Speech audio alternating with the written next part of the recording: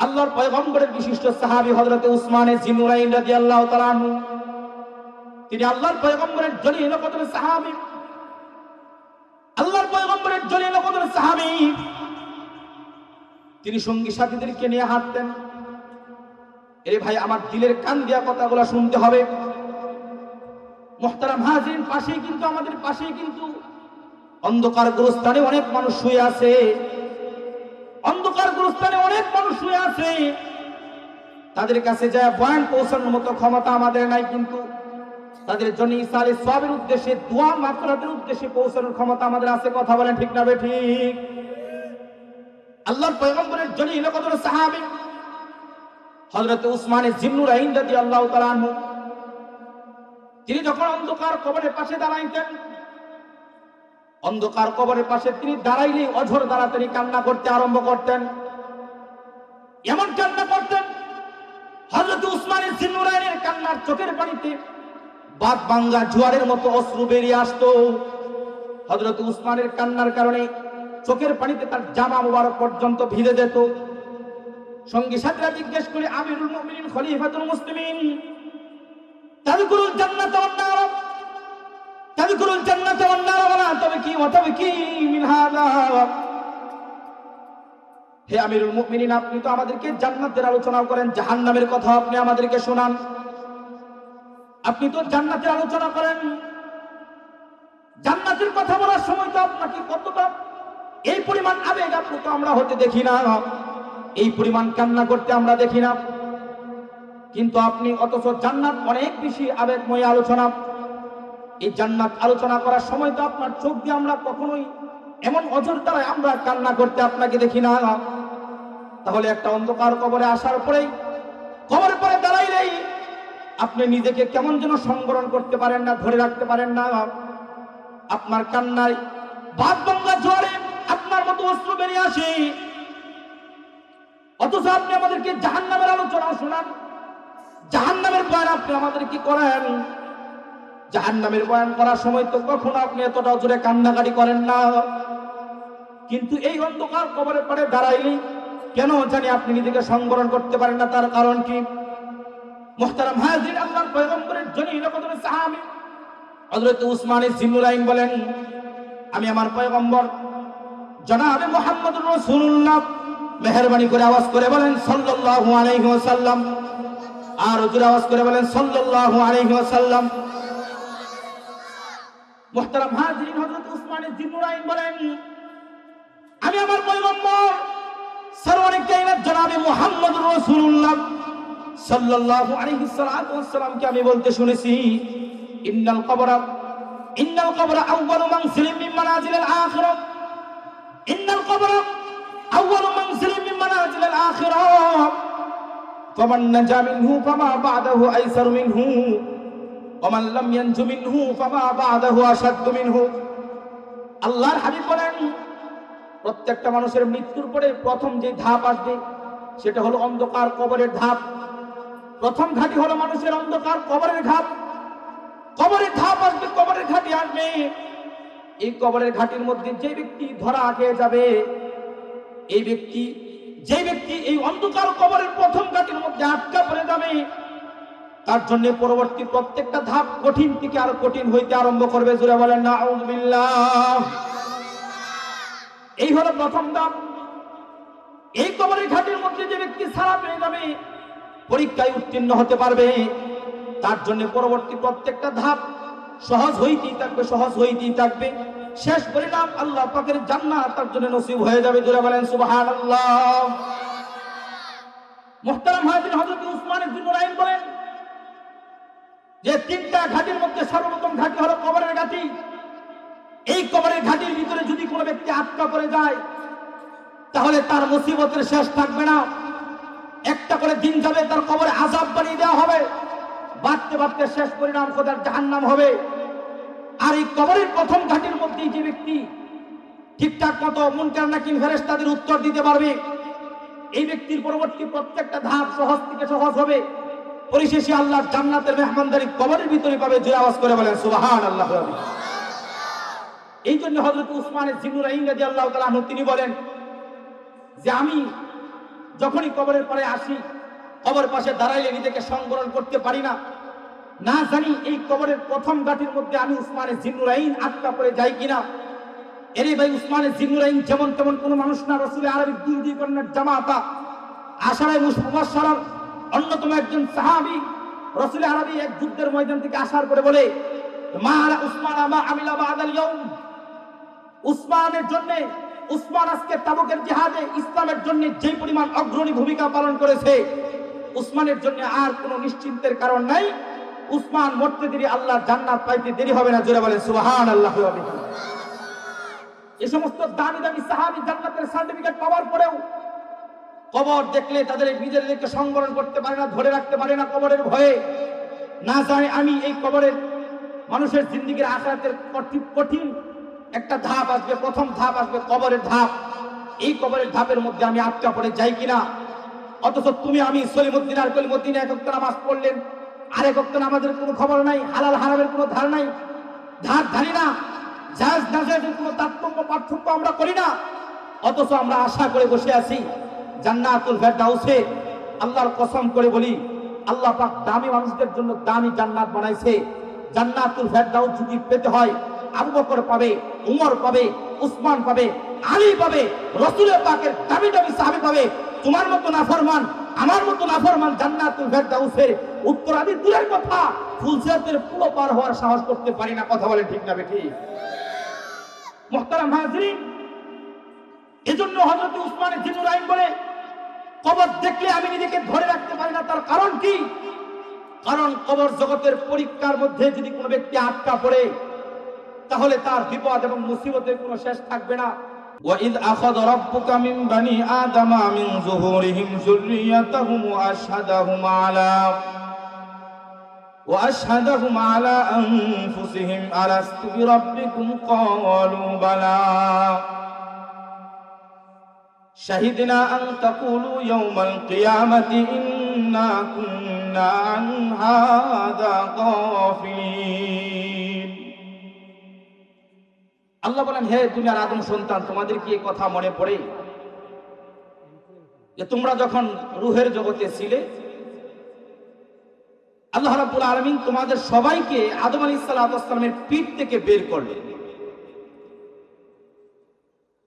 আদম আলাইহিস সালামের পৃষ্ঠদেশের মধ্যে তোমরা ছিলে। এরপরে আল্লাহ পাক রব্বুল আলামিন আদম আলাইহিস সালামের পিঠ থেকে তোমাদেরকে বের করলেন। এভাবে তার সন্তানদেরকে তাদের বাবাদের পিঠ থেকে বের করলেন। মুহতারাম হাজরিন, এইভাবে কিয়ামত পর্যন্ত যত আওলাদে আদম পৃথিবীতে আসবে, সবাইকে তাদের বাবাদের পিঠ থেকে আল্লাহ রাব্বুল আলামিন বের করে আল্লাহ রাব্বুল আলামিন একটা ক্লাসরুমের ভিতরে, একটা ময়দানের ভিতরে জমা করলেন, একত্রিত করলেন। আলোচনা মেহরবানি করে খেয়াল করতে হবে, অনেক দামি আলোচনা। মুহতারাম হাজিরিন, সমস্ত রূহবাসীকে আল্লাহ পাক রব্বুল আলামিন একটি ময়দানের মধ্যে জমা করলেন। সুম্মা কাল্লামাহুম কুবুলা। ময়দানে জমা করার পরে আল্লাহ রাব্বুল আলামিন সমস্ত আওলাদে আদম, সমস্ত রূহবাসীকে একটি প্রশ্ন করলেন যে, হে দুনিয়ার আদম সন্তান, বলো তো দেখি, আলাস্তু বিরব্বিকুম, আমি কি তোমাদের রব নই? সমস্ত রূহবাসীকে আল্লাহ রাব্বুল আলামিন প্রশ্ন করলেন, তাদেরকে সম্বোধন করে জিজ্ঞাসাবাদ করলেন, হে রূহবাসী, বলো তো দেখি, আমি কি তোমাদের রব নই? আল্লাহ রাব্বুল আলামিন এই প্রশ্ন করার পরে সমস্ত আওলাদে আদম, সমস্ত আদম সন্তান, তারা সবাই একযুগে একসাথে দ্ব্যর্থহীন ভাষায় তারা জবাব দিল, ক্বালু বালা, অবশ্যই অবশ্যই আপনি আমাদের রব। বালা এটা আরবি শব্দ, এটা একটা কথাকে গুরুত্বের সাথে বোঝানোর জন্য এই শব্দগুলো ব্যবহার করা হয়। আল্লাহ যে প্রশ্ন করেছিলেন, আমি কি তোমাদের রব না? সমস্ত রূহবাসী, সমস্ত আওলাদে আদম তারা এই কথা বলে নাই যে আপনি আমাদের রব, অথবা হ্যাঁ আপনি আমাদের রব, এই কথা বলে নাই। বরং তারা সবাই একসাথে বলল, ক্বালু বালা, অবশ্যই অবশ্যই আপনি আমাদের রব। জোরে বলেন সুবহানাল্লাহ।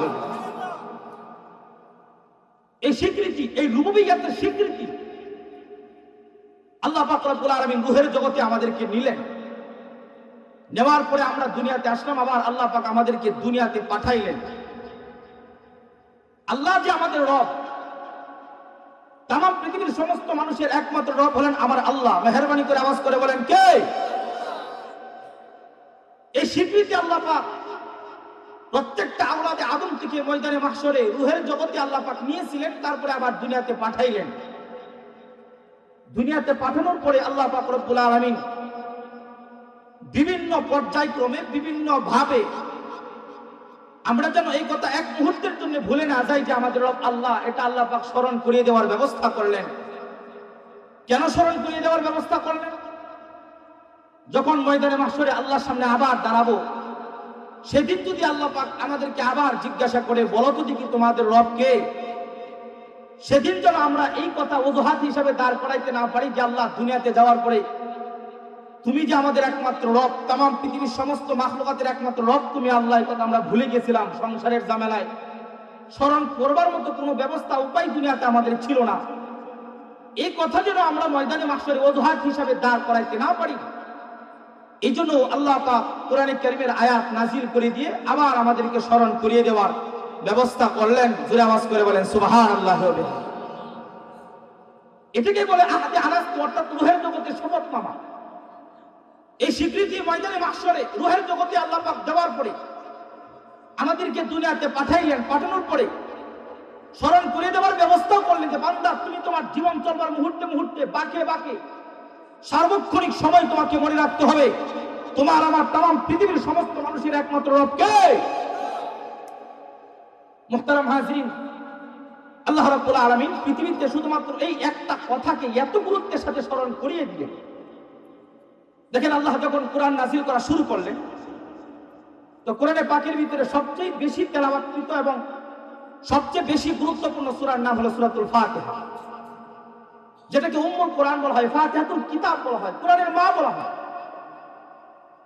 যেই সূরার মাধ্যমে কোরআনে পাকের সূচনা হয়েছে, এই সূরা যখন আল্লাহ রাব্বুল আলামিন নাজিল করলেন, তো এই সূরার প্রথমেই একটা আয়াত আল্লাহ পাক দিলেন।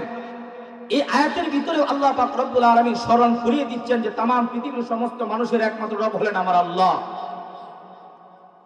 আল্লাহ যখন সূরা ফাতিহা নাজিল করলেন, প্রথম আয়াত সেখানে রুবুবিয়্যাতের স্বীকৃতি। যেমন আল্লাহ রাব্বুল আলামিন সূরাতুল ফাতিহার প্রথম আয়াত, সেই আয়াতের প্রথম আয়াতের ভিতরে প্রথম কথা হিসেবে আল্লাহকে রব বলে স্বীকারোক্তি দেওয়ার ব্যবস্থা করে দিলেন। আল্লাহ রাব্বুল আলামিন বললেন যে আলহামদুলিল্লাহি রাব্বিল আলামিন, আমি প্রশংসা জ্ঞাপন করছি ওই সত্তার যিনি জগৎসমূহের রব। জগৎসমূহের রব ওই সত্তার প্রশংসা করি যিনি উভয় জগতের রব। তাহলে উভয় জগতের রব আলহামদুলিল্লাহ বললে, সূরা ফাতিহা পড়লে, সূরা ফাতিহার প্রথম আয়াত, সেই প্রথম আয়াতের ভিতরে তাম পৃথিবীর সমস্ত মানুষের একমাত্র রব হলেন আমার আল্লাহ, সেটা স্মরণ করিয়ে দেওয়ার ব্যবস্থা করলেন। জোরে বলেন সুবহানাল্লাহ। আপনি দেখেন, আল্লাহ যে রব, বান্দা যেন এক মুহূর্তের জন্য ভুলে না যায় যে আমার রব, তোমার রব একমাত্র আল্লাহ। এই কথা এত গুরুত্বের সাথে স্মরণ করিয়ে দিলেন, আপনি ভাবলে, আপনি চিন্তা করলে অবাক হবেন। দেখেন এই সূরা ফাতিহা কি পরিমাণ গুরুত্বপূর্ণ একটা সূরা। যদি কোনো ব্যক্তি মুসলমান থাকতে চায়, নিজেকে মুসলমান বলে দাবি করতে চায়, তাহলে অবশ্যই তাকে 5 ওয়াক্ত নামাজ পড়তে হবে। কথা বলেন ঠিক না ঠিক? তো 5 ওয়াক্ত নামাজের প্রত্যেক সূরার ভিতরে কিন্তু, প্রত্যেক আয়াতের ভিতরে, রাকাতের ভিতরে কিন্তু সূরা ফাতিহাকে তেলাওয়াত করা, একবার করে তেলাওয়াত করাকে আল্লাহ পাক কম্পালসারি করে দিলেন, ওয়াজিব করে দিলেন। সূরা ফাতিহা ছাড়া করে নামাজ হবে না। মুনফারিদ একা নামাজ পড়লে তাকেও সূরা ফাতিহা পড়তে হবে, আর মুক্তাদি হলে ইমামের পিছনে সূরা ফাতিহা শুনতে হবে। মুক্তাদির সূরা ফাতিহা, ইমামের সূরা ফাতিহা, মুক্তাদির সূরা ফাতিহার জন্য যথেষ্ট হবে, কিন্তু সূরা ফাতিহা ছাড়া কারো নামাজ হবে না। দেখেন, আমরা প্রত্যেকদিন ফজর থেকে শুরু করে এশা পর্যন্ত আমরা দৈনিক এই 5 ওয়াক্ত নামাজের ভিতরে আমরা ফরজ নামাজ পড়ি কয় রাকাত? 17 রাকাত ফরজ নামাজ আছে, আরো 15 রাকাত ওয়াজিব আছে এবং সুন্নতে মুআক্কাদা আছে। তাহলে ফরজ এবং ওয়াজিব এবং সুন্নতে মুআক্কাদা মিলিয়ে একজন ব্যক্তিকে দৈনিক ফজর থেকে শুরু করে এশা পর্যন্ত 32 রাকাত নামাজ আদায় করতে হয়, এছাড়া মুসলমান হিসাবে পরিচয় দিতে পারে না। কথা বলে ঠিক না বেঠিক? 32 রাকাত নামাজ আপনাকে পড়তে হবে। তাহলে 32 রাকাত নামাজ যদি আপনি পড়েন, প্রত্যেকটা রাকাতের ভিতরে একবার করে সূরা ফাতিহা অবশ্যই পড়তে হবে, কারণ সূরা ফাতিহা ছাড়া নামাজ হবে না। তো মুহতারাম হাজিরিন, আপনি যদি 32 রাকাত নামাজ পড়েন তাহলে সূরা ফাতিহা পড়তে হবে 32 বার। তাহলে 32 বার যদি সূরা ফাতিহা পড়েন তাহলে আলহামদুলিল্লাহি রাব্বিল আলামিন বলতে হবে 32 বার। মুহতারাম হাজিরিন, এটা হলো কেরাতের মধ্যে একজন বান্দা ফজর থেকে শুরু করে এশা পর্যন্ত 32 রাকাত নামাজ অবশ্যই তাকে আদায় করতে হয়, সে যদি মুসলমান বলে পরিচয় দিতে হয়। এই 32 রাকাত নামাজ পড়তে গেলে অবশ্যই তাকে সূরা ফাতিহা পড়তে হবে 32 বার। 32 বার যদি আপনি সূরা ফাতিহা পড়েন তাহলে কেমন যেন আল্লাহ রাব্বুল আলামিনকে রব্বুল আলামিন বলছেন 32 বার আলহামদুলিল্লাহি রাব্বিল আলামিন। আমি প্রশংসা জ্ঞাপন করছি উভয় জগতের রব, উভয় জগতের মহান সত্তা রব্বুল আলামিনের। মেহেরবানি করে আওয়াজ করে বলেন, তামাম পৃথিবীর তামাম মাখলুকাতের, আসমানের জমিনের তামাম দুনিয়ার সমস্ত মানুষের একমাত্র রবকে। 32 রাকাত নামাজের ভিতরে সূরা ফাতিহা 32 বার, 32 বার আল্লাহকে রব বলে আপনি স্বীকারোক্তি আদায় করছেন, আল্লাহর রুবুবিয়তের স্বীকৃতি আপনি প্রদান করছেন। এই ভাই আমার এটা গেল কেরাতের মধ্যে। কেরাত শেষ করলেন, কেরাত শেষ করে এবার আপনি রুকুর মধ্যে ঢুকিয়ে পড়লেন। 32 রাকাত নামাজের ভিতরে 32টা রুকু আছে। এক একবারে রুকুর ভিতরে কমপক্ষে আপনি যদি 3 বার করে তাসবিহ আদায় করা হয়, 3 বার করে যদি তাসবিহ আদায় করেন, সুবহান রাব্বিয়াল আযীম, সুবহান রাব্বিয়াল আযীম, সুবহান রাব্বিয়াল আযীম, পবিত্র হলেন তিনি যিনি মহান আমার রব। এরে ভাই আমার 32 রাকাত নামাজের ভিতরে 32টা রুকু আছে। এক একবারে রুকুর ভিতরে যদি আপনি কমপক্ষে 3 বার করে তাসবিহ আদায় করেন তাহলে কেমন যেন আল্লাহ রাব্বুল আলামিনকে 96 বার রব বলে স্বীকারোক্তি আদায় দিলেন। চলে বলেন আল্লাহু আকবার। রুকু শেষ হলো। এরে ভাই আমার রুকু শেষ হওয়ার পরে আপনি সিজদার মধ্যে আপনি আপনার মাথাকে আল্লাহ পাক রব্বুল আলামিনের কুদরতি কদমে আপনি লেলিয়ে দিলেন। তোমাকে আমাকে মনে রাখতে হবে 32 রাকাত নামাজের ভিতরে এক এক রাকাতের ভিতরে 2টা করে সিজদা। জোরে আওয়াজ করে বলেন কয়টা? এক এক রাকাতের ভিতরে যদি 2টা করে সিজদা হয় তাহলে 32 রাকাত নামাজের ভিতরে 66টা সিজদা আদায় করতে হয়। এক একবারের সিজদার ভিতরে কমপক্ষে আপনি যদি আল্লাহকে 3 বার তাসবিহ আদায় করেন, সুবহানা রাব্বিয়াল আ'লা, সুবহানা রাব্বিয়াল আ'লা, সুবহানা রাব্বিয়াল আ'লা। 32 রাকাত নামাজের ভিতরে 66টা সিজদা। এক একটা সিজদার ভিতরে যদি আপনি কমপক্ষে মিনিমাম কমপক্ষে 3 বার করে তাসবিহ আদায় করেন তাহলে 66টা সিজদার ভিতরে আল্লাহকে 192 বার রব্বুল আলামিন রুবুবিয়তের স্বীকৃতি আদায় করছেন। জুড়ে বলেন আল্লাহু আকবার। মুহতারাম হাজিরিন, এইভাবেই করে ফজর থেকে শুরু করে সূরা ফাতিহা যদি আপনি আদায় করেন 32 রাকাত নামাজের ভিতরে 32 বার তাহলে আল্লাহকে রব বললেন 32 বার। রুকুর ভিতরে যদি আপনি 3 বার করে তাসবিহ আদায় করেন 96 বার আল্লাহকে রব বলে স্বীকারোক্তি আদায় করলেন। 66টা সিজদা যদি আপনি আদায় করেন আল্লাহকে 192 বার আল্লাহর রুবুবিয়তের স্বীকৃতি আপনি আদায় করলেন।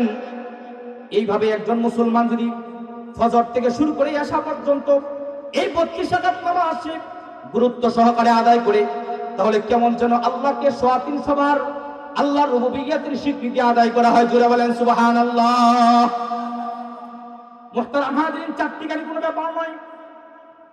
তোমাকে আমাকে দৈনিক আল্লাহ রাব্বুল আলামিন, আল্লাহ যে আমার রব, তামাম পৃথিবীর সমস্ত মানুষের একমাত্র রবকে, এই স্বীকৃতি আল্লাহ রাব্বুল আলামিন রূহের জগতে আমাদের কাছ থেকে নিলেন, আবার দুনিয়াতে প্রেরণ করলেন। বিভিন্ন ছলে বলে কায়দা করে নামাজের মাধ্যমে আল্লাহ পাক আল্লাহর রুবুবিয়তের স্বীকৃতির কথা দুনিয়াতে স্মরণ করে দেওয়ার ব্যবস্থা করলেন। আল্লাহ রাব্বুল আলামিন কোরআন নাযিল করলেন।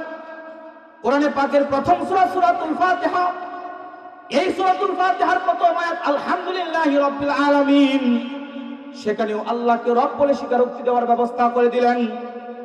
কোরআনে পাকের ভিতরে 114 পারা সূরা আল্লাহ রাব্বুল আলামিন নাযিল করেছেন। কোরআনে কারীম খতম হয়ে যাচ্ছে, সর্বশেষ সূরা হলো সূরা নাস। সেই সূরা নাসের প্রথম আয়াত কুল আউযু বিরাব্বিন নাস, আমি আশ্রয় চাই সেই মহান সত্তার দরবারে যিনি জগৎ সমূহের রব। তাহলে কোরআনে কারীমের শুরুতেও রবের শিক্ষা, কোরআনে কারীমের শেষেও রবের শিক্ষা।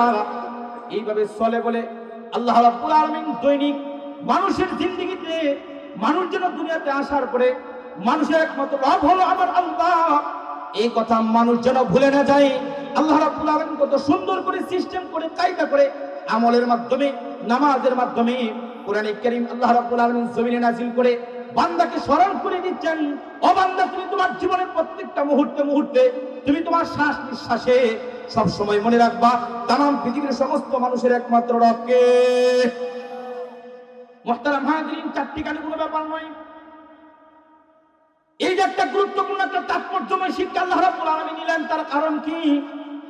তার কারণ হলো মুহতারাম হাজিরিন, যখন আমার এবং আপনার ইহকালের জীবন সাঙ্গ হয়ে যাবে, যখন এই জীবনের পরিসমাপ্তি ঘটবে, এক অনন্তকালের যাত্রা শুরু হবে, মহাকালের যাত্রা শুরু হবে।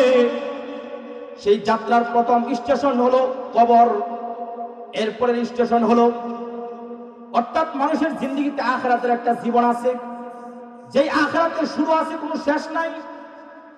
সেই আখিরাতের প্রথম অধ্যায় হলো কবর, দ্বিতীয় অধ্যায় হলো হাসরের ময়দান, আর তৃতীয় অধ্যায় হলো জান্নাত অথবা জাহান্নাম। এই তিনটা অধ্যায় প্রত্যেকটা মানুষকে মৃত্যুর পরে আখিরাতের জীবনে তাকে অতিক্রম করতেই হবে, বাছার কোনো কায়দা নাই। কথা বলেন ঠিক না বেঠিক? এই তিনটা ঘাটির ভিতরে সর্বপ্রথম ঘাটি হলো কবরের ঘাটি। জোরে আওয়াজ করে বলেন, কিসের ঘাটি? কবরের ঘাটি। মুহতারাম হাজিরিন, এই দুইটা ঘাটি আল্লাহ রাব্বুল আলামিন আখিরাতের জিন্দেগিতে রাখলেন, আর একটা ঘাটি আল্লাহ পাক দুনিয়াতে কবর জগতে রাখলেন। তার কারণ কি? কারণ কবরটা হলো সবচেয়ে গুরুত্বপূর্ণ, মারাত্মক একটা স্টেশন। এই কবরের ঘাটির মধ্যে যদি কোনো ব্যক্তি আটকা পড়ে যায়, এই কবরের ঘাটির মধ্যে যদি কোনো ব্যক্তি ধরা পড়ে যায়, তাহলে ওই দুই ঘাটি অতিক্রম করার আগেই কবর থেকে তার জাহান্নামের আযাব শুরু হয়ে যাবে। জোরে বলেন নাউযুবিল্লাহ। মুহতারাম হাজিরিন, এজন্য হযরত উসমান ইবনে রাইন বলে, কবর দেখলে আমি নিজেকে ধরে রাখতে পারি না। তার কারণ কি? কারণ কবর জগতের পরীক্ষার মধ্যে যদি কোনো ব্যক্তি আটকা পড়ে, তাহলে তার বিপদ এবং মুসিবতের কোনো শেষ থাকবে না। কারণ কবর জগতে যাওয়ার পরে হাদিসের কিতাবের ভিতরে আসছে, ইযা উমিলাল মাইয়িতু ওয়া ইন্নাহু লা ইয়াসমাউ কুরআন আলিহি মাতাহু মালাকান ফায়ুজলিসানিহি ফায়াকুলান লাহু লিআহাদিহিমাল মুনকার ওয়া লিল আখিরি আন-নাকির। যখন একজন মানুষকে অন্ধকার কবরস্থ করা হয়, কবরের মধ্যে দাফন করা হয়, কবরের মধ্যে দাফন করে দাফনকারী আত্মীয় স্বজন বন্ধু বান্ধব এখনো গুরুস্থানের সীমানা অতিক্রম করে বাড়িতে আসে নাই, মাত্র রাস্তা ধরেছে, মাত্র হাঁটতে শুরু করেছে। এই মুহূর্তে কবরে শুয়ে থাকা ওই মাইয়ের নিজের কান দিয়ে অনুভব করতে পারবে, ওই যে আমার বাবা হেঁটে চলে যাচ্ছে, ওই যে আমার ভাই হেঁটে চলে যাচ্ছে, আমাকে অন্ধকার কবরে রেখে এক এক করে সবাই গুরুস্থান থেকে বিদায় হয়ে যাচ্ছে। ইতিমধ্যে আতাহু মালাকান ফায়ুজলিসানিহি ফায়াকুলান লাহু লিআহাদিহিমাল মুনকার ওয়া লিল আখিরি আন-নাকির।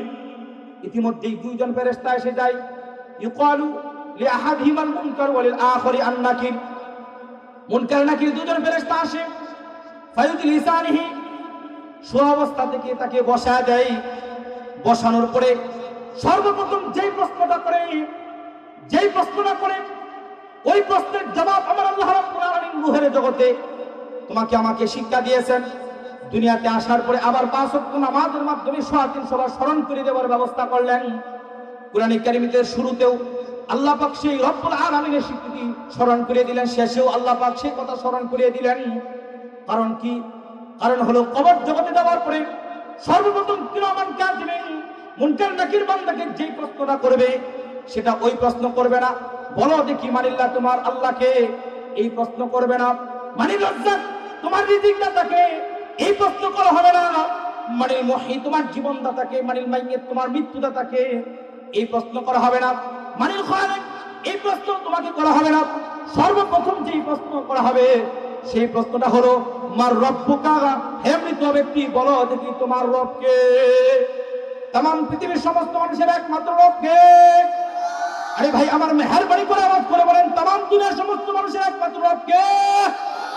আল্লাহকে একটা ডাক দিয়ে বলেন না ইয়া আল্লাহ। জোরে আওয়াজ করে বলেন আল্লাহু আকবার। জোরে আওয়াজ করে বলেন সুবহানাল্লাহ। আল্লাহ পাকের তাওহীদের ঘোষণা দেন বলেন লা ইলাহা ইল্লাল্লাহ। জোরে আওয়াজ করে বলেন আল্লাহু আকবার।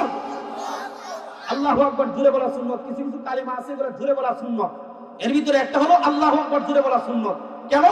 আল্লাহু আকবার জোরে বললে শয়তান পালায়। আল্লাহু আকবার জোরে বললে আল্লাহর কাছে এই আওয়াজটা সবচেয়ে বেশি দামি হয়। আল্লাহু আকবার আপনি জোরে বলবেন, আল্লাহ আপনার মর্তবা বাড়ায় দিবে। আল্লাহু আকবার জোরে বলবেন, শয়তান পালাইতে বাধ্য হবে। আল্লাহু আকবার জোরে বলবেন, আল্লাহু আকবারের ধ্বনিতে মুনাফিক, তাগুত, ইসলাম বিদ্বেষী কুফরি শক্তি এই জমিন থেকে পালাইতে বাধ্য হবে। চিৎকার করে আওয়াজ করে বলেন আল্লাহু আকবার। শাইখুল ইসলাম জাকারিয়া রাহমাতুল্লাহ তিনি বলতেন যে প্রত্যেকটা মাহফিলে যাওয়ার পরে তোমরা এই ওয়াদা নিবা যে নারায়ে তাকবীর আল্লাহু আকবার স্লোগান তোমরা দেওয়াই। কারণ এই বর্তমান দুনিয়াতে সবচেয়ে যে বিষয়টা আমাদের কলিজার মধ্যে আঘাত লাগে, রামের নামে স্লোগান আছে, বামের নামে স্লোগান আছে, ব্যক্তির নামে স্লোগান আছে, দলের নামে স্লোগান আছে, নেতার নামে স্লোগান আছে, কিন্তু আল্লাহ হাইয়ুন আল্লাহ কাইয়ুম, পৃথিবীতে এমন দল আছে, এমন নেতা আছে যারা কবরে শুয়ে মাটি হয়ে গেছে, তাদের অস্তিত্ব পাওয়া যাবে না। কিন্তু আমার আল্লাহ চিরঞ্জীব, আল্লাহ হাইয়ুন আল্লাহ কাইয়ুম, আল্লাহ আছেন, আল্লাহ থাকবেন। সে আল্লাহর জন্য জোরে আওয়াজ করে বলেন আল্লাহু আকবার। আল্লাহু আকবার এই ধ্বনি দিয়াই কিন্তু শাহজালাল মুতাররাদিয়া মানি নারায়ে তাকবীর আল্লাহু আকবারের ধ্বনির মাধ্যমে কিন্তু গৌর গোবিন্দের রক্তাক্তে তাগুত ভেঙ্গে কান কান হয়ে গিয়েছিল।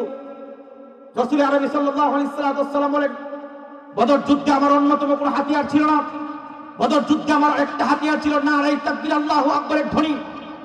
রাসূল আরবি কাফেরদের হাত থেকে মদিনাকে রক্ষা করার জন্য যেই পরীক্ষা আকরণ করেছিলেন, সেই পরীক্ষা আকরণ করতে গিয়ে পাথর পেয়েছিলেন। পাথর টুকরা করার সময় রাসূল আরবি যেই তাকবীর দিয়েছিলেন, অন্য কোনো তাকবীর বলে নাই, একটা মাত্র আওয়াজ ছিল নারায়ে তাকবীর আল্লাহু আকবারের ধ্বনি। এই আল্লাহু আকবারের ধ্বনি আজকে বন্ধ হয়ে যাওয়ার কারণে ইহুদি, খ্রিস্টান, নাস্তিক, মুরতাদ মুসলমানদের রক্তে আল্লাহর জমিন রঞ্জিত করে আজ যদি উম্মত মুসলিমান, তোমাকে আমি আল্লাহর কসম করে বলতে চাই, আল্লাহর জমিনে আল্লাহর দ্বীন বিজয় করার জন্য টাকা লাগবে না, পয়সা লাগবে না, ক্ষমতা লাগবে না, ঝুন বোমা লাগবে না, পারমাণবিক শক্তি লাগবে না, বোমার বিমান লাগবে না।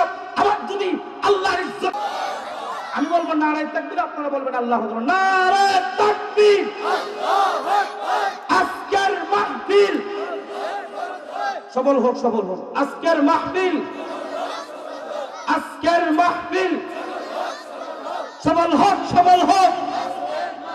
নারায়ে তাকবীর।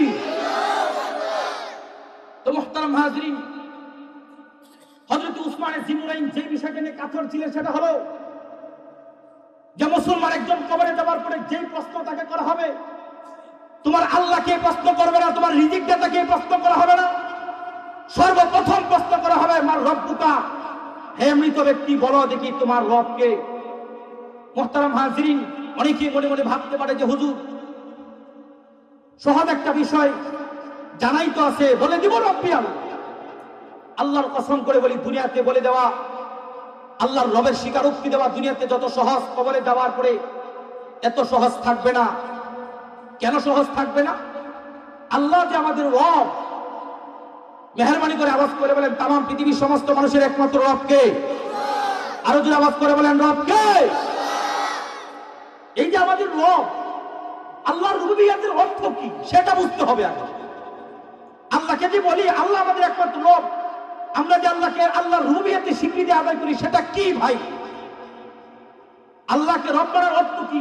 রব তাকে বলে এই বিষয়টা বলে বয়ান শেষ করে দেব। এদিক সেদিক নজর না করে আপনারা গুরুত্বপূর্ণ মাসআলা, এটাই আজকে আমার আলোচনার মূল বিষয়, যে আল্লাহ যে আমাদের রব, এই কথার তাৎপর্য কি, কি মিনিংস কি? মুহতারাম হাজরিন, আল্লাহ যে আমাদের রব এই কথার অর্থ বলার জন্য দুনিয়ার কোনো ব্যক্তিত্বের কথার মাধ্যমে আমি দলিল দেব না, দুনিয়ার কোনো তাফসিরের তাফসিরকারকের ব্যাখ্যা রেফারেন্স আমি দেব না। আমি এমন একজন ব্যক্তিত্বের কথার মাধ্যমে এই কথার দলিল দেবো যে আল্লাহ রব কাকে বলে, যেই ব্যক্তির কথার চাইতে আসমান জমিনের নিচে এত দামি উন্নত কথা হইতে পারে না, তিনি আমার রাসূল সাল্লাল্লাহু আলাইহি ওয়াসাল্লাম। জুড়ে বলেন সুবহানাল্লাহি ওয়া বিহামদিহি। কারণ রাসূলকে আল্লাহ পাক পৃথিবীতে পাঠিয়েছেন কেন? আল্লাহ নিজেই বলেন, ওয়ানাজ্জালনা আলাইকা যিকরা লিতুবাইয়িনা লিন-নাসি মা নুযিলা ইলাইহিম ওয়া লাআল্লাহুম ইয়াতাফাক্কারুন।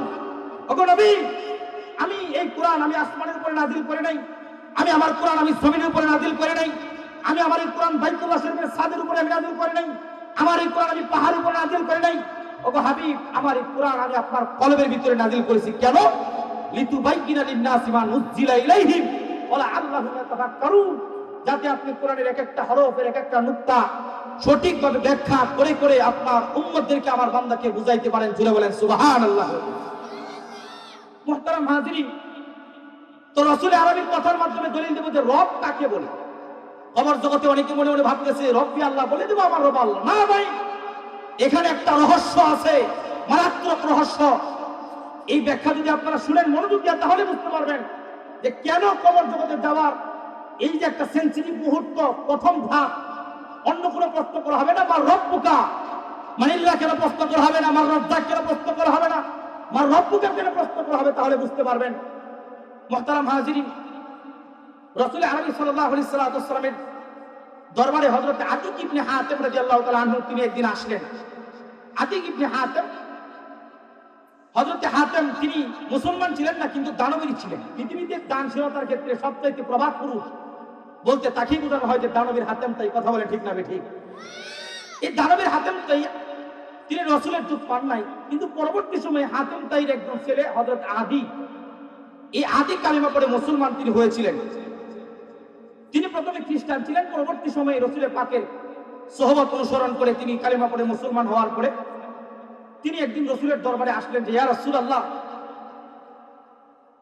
আল্লাহর কোরআনের ভিতরে একটা কথা আছে, আমি গবেষণা করে দেখলাম যে ইত্তাখাযু আহবারাহুম ওয়া রুহবানাহুম, সূরাতুল বারাতের ভিতরে কথাটা আসছে যে ইত্তাখাযু আহবারাহুম ওয়া রুহবানাহুম আরবাবাম মিন দুনিল্লাহ।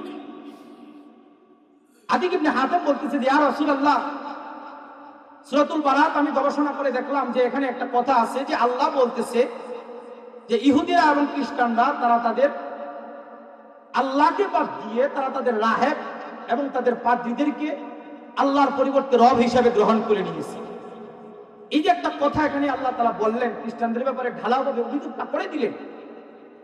অথচ আমি এমন একজন খ্রিস্টান ছিলাম, আমি যেমন তেমন কোনো ব্যক্তি না, আমি খ্রিস্টানদের নারী নক্ষত্র সম্পর্কে জ্ঞান আমার আছে, কি তাদের ধর্ম বিশ্বাস, কি তাদের আচরণ, সব ডিটেলস জানাশোনা একজন ব্যক্তি আমি তো কোথাও কোনো জায়গার মধ্যে কথা দেখি নাই যে খ্রিস্টানরা যে তারা তাদের রাহেব অর্থাৎ পাদ্রী, বুদ্ধিজীবী এবং পণ্ডিতদেরকে আল্লাহর পরিবর্তে রব হিসেবে গ্রহণ করে নিয়েছে। এটা তো আমি কোনোদিন দেখি নাই।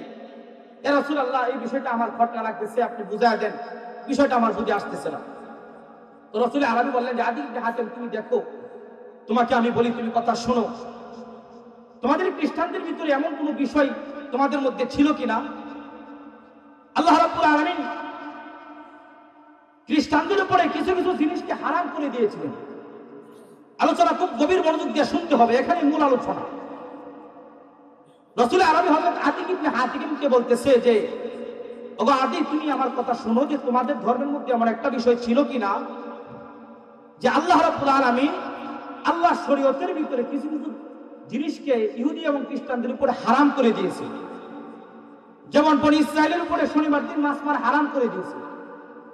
এই যে হারাম, মেহেরবানি করে আওয়াজ করে বলবেন হারাম। এই আল্লাহ যে শনিবার দিন বনি ইসরাইলদের জন্য মাছ মারা হারাম করে দিলেন, হারাম মানে বৈধ না অবৈধ? অবৈধ। আল্লাহ অবৈধ করে দিলেন। আল্লাহ পাক রব্বুল আলামিন ইহুদিদের ভিতরে কিছু কিছু বিধান আছে, যেমন রাসূল আরবী আদি ইবনে হাতিমকে সুন্দর করে বুঝাইতেছে যে দেখো, আল্লাহ পাক রব্বুল আলামিন তোমাদের ধর্মের ভিতরে তোমাদের মধ্যে উটের গোশত তোমরা খাইতে পারবে, হ্যাঁ, কিন্তু উটের চর্বি তোমরা খাইতে পারবে না। এমন একটা বিধান তোমার মধ্যে ছিল, তোমাদের মধ্যে ছিল কিনা? বলে হ্যাঁ। কিন্তু হঠাৎ করে এক সময় এই যে উটের গোশত খাওয়া ইহুদিদের জন্য হালাল, কিন্তু চর্বি খাওয়া হারাম, এই হারামটা করে দিলেন কে? জোরে আওয়াজ করে বলেন কে? আল্লাহ পাক অবৈধ বলে ঘোষণা করে দিলেন।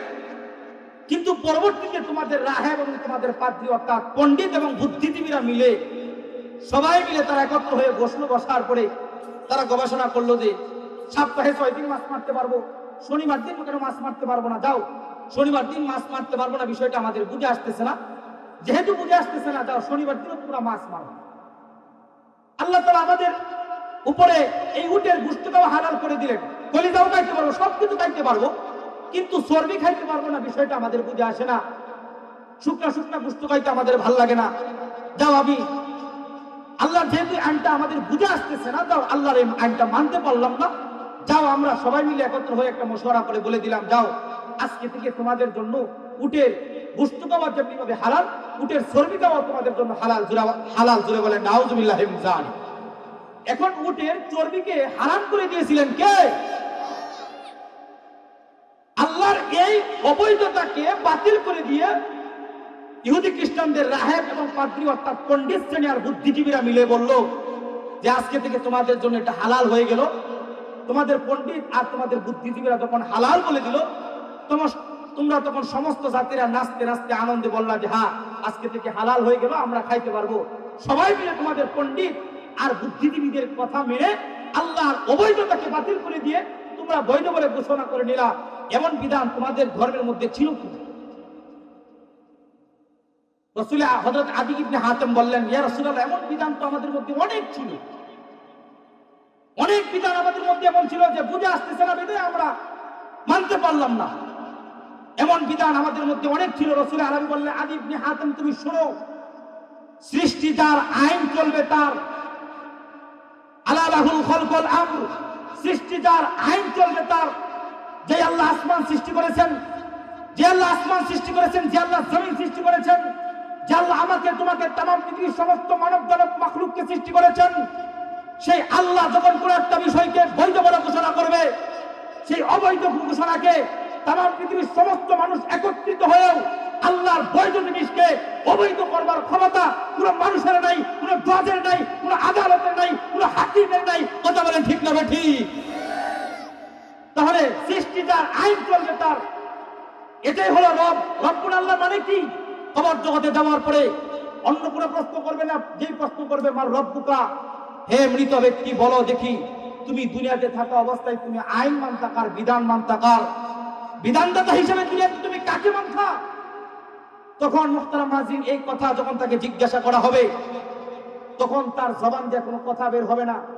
যে যদি বলি এখন যে বিধানদাতা হিসেবে আল্লাহকে মানতাম, তখন বান্দার হায়াতের জিন্দেগির 70 বছর 80 বছরের অ্যাক্টিভিটি আমলনামা তার চোখের সামনে ভাসমান থাকবে যে আমি তো দুনিয়াতে মুনাফিক ছিলাম।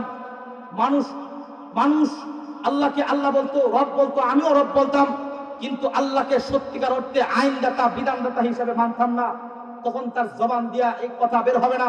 তখন সে বলবে আকুলু মা ইয়াকুলুন নাস, হা হা আনা লা আদরি, হা হা আনা লা আদরি। তার জবান দিয়া কোনো কথা বের হবে না, শুধু বলবে যে আমি জানি না। আল্লাহ তাআলা সঙ্গে সঙ্গে বলবে, আমার এই বান্দা মৃত্যু আনকাদাব আব্দি ফাআফরিশুহু মিনাল জাহান্নাম ওয়া আলবিসুহু মিনাল জাহান্নাম ওয়াফতাহু লাহু বাবান ইলাল জাহান্নাম। আমার এই বান্দা মিথ্যা কথা বলতেছে। আমি আল্লাহ রুবুবিয়্যাতের স্বীকৃতি রূহের জগতে দিয়েছিলাম, দুনিয়াতে পাঠিয়ে শতবার স্মরণ করে দেওয়ার ব্যবস্থা করলাম, তারপরেও আমাকে রব্বুল আলামিন হিসাবে, আইনদাতা হিসাবে দুনিয়াতে মানে নাই। আমার এই বান্দার কবরের মধ্যে আযাবের ব্যবস্থা করে দাও, জাহান্নামের পোশাক পরা দাও। আমার এই বান্দার কবরটাকে জাহান্নামের সাথে একটা লেলিহান শিখা অগ্নিকুণ্ড দ্বার করে দাও। জুড়ে বলেন নাউযুবিল্লাহি মিন যালিক। মুহতারাম হাজিরিন, এই জন্য কবর জগতে যাওয়ার পরে যেই প্রশ্নটা করবে সেটা হলো মার রব্বুকা, হে মৃত ব্যক্তি বলো দেখি তোমার রবকে। তার মানে হলো তুমি বলো দুনিয়াতে তুমি আইনদাতা বিধানদাতা একমাত্র মানতা কাকে? মেহেরবানি করে আওয়াজ করে জুড়ে বলেন তামাম পৃথিবীর সমস্ত মানুষের, সমস্ত মানব দানবের আইনদাতা বিধানদাতা একমাত্র কে? আল্লাহর আইনের বিরুদ্ধে যদি কোনো মানুষ আইন দাঁড় করাইতে চায়, তাহলে দুনিয়াতে তাকেই বলা হয় তাগুত, তাকেই বলা হয় নাস্তিক, তাকেই বলা হয় মুরতাদ, তাকেই বলা হয় তাকেই বলা হয় মুনাফিক। জোরে আওয়াজ করে কথা বলেন ঠিক না ঠিক? এই জন্য মেহেরবানি করে আরেকবার জোরে আওয়াজ করে বলতে হবে তামাম পৃথিবীর সমস্ত মানুষের একমাত্র রব কে? আরো জোরে আওয়াজ করে বলেন কে? আল্লাহ পাক এই কথাটা আমাদেরকে দুনিয়াতে এতবার স্মরণ করে দিলেন। 24 ঘন্টার ভিতরে 5 ওয়াক্ত নামাজ, 5 ওয়াক্ত নামাজের ভিতরে 32 রাকাত নামাজ আল্লাহ পাক কম্পালসরি করে দিলেন, আদায় করতে হবে। 32 রাকাত নামাজের ভিতরে সূরা ফাতিহা 32 বারের মাধ্যমে আল্লাহকে রব বলে স্বীকারোক্তি দেওয়ার ব্যবস্থা করে দিলেন। এইভাবে রুকুর মধ্যে, এইভাবে সাজদার মধ্যে, অর্থাৎ 300 বার আল্লাহ পাক, আল্লাহ যে রব, আইনদাতা বিধানদাতা আমার একমাত্র আল্লাহ, একথা স্মরণ করে দেওয়ার ব্যবস্থা করলেন। তাহলে আল্লাহকে আইনদাতা হিসেবে দুনিয়াতে থাকার পরে যদি স্মরণ করতে চাও, 1 নম্বর কাজ হলো তোমাকে নামাজ পড়া লাগবে। যে নামাজ করে কথা বলেন ঠিক না ঠিক? আজ থেকে 5 ওয়াক্ত নামাজ পড়তে রাজি আছি তো ইনশাআল্লাহ? যদি আওয়াজ করে বলেন ইনশাআল্লাহ। আল্লাহ তাআলা আমাদের সবাইকে অল্প কথার উপরে আমল করার তৌফিক দান করুক, আমিন। ওয়া আখিরু দাওয়ানা আলহামদুলিল্লাহি রাব্বিল আলামিন। আসসালামু আলাইকুম ওয়া রাহমাতুল্লাহ।